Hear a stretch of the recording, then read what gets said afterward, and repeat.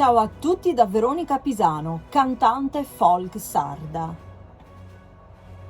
Oggi voglio parlarvi di Miriam Scasseddu. Pittrice, scultrice e poetessa. È nata a Cagliari il 26 maggio 1927. Si dedica professionalmente alla pittura e alla scultura. Ha fatto parte dell'Accademia del Mediterraneo, diretta dal principe Giovanni Aliata di Monreale. Le foto dei suoi lavori e gli articoli delle mostre fanno parte degli archivi storici della Camera dei Deputati. Ha esposto in Italia e all'estero, ottenendo riconoscimenti e premi, partecipando alle seguenti mostre principali.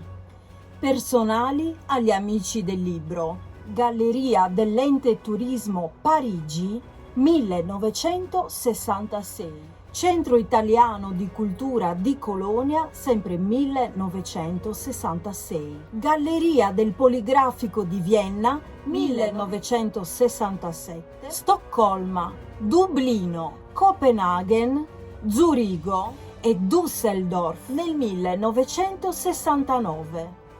Alla Permanente e alla Arengario 1971, Arte Sacra all'Antoniano di Bologna 1954, Palazzo Braschi 1958, Sacra d'Oltremare 1962, Premio Torino 1970, ha esposto all'EPT di Barcellona in Spagna. Le sue opere si trovano al Consiglio regionale sardo, al CIS Regione Sardegna, alla Regione Sicilia, allo IMI di Roma, alla Basilica di San Francesco d'Assisi.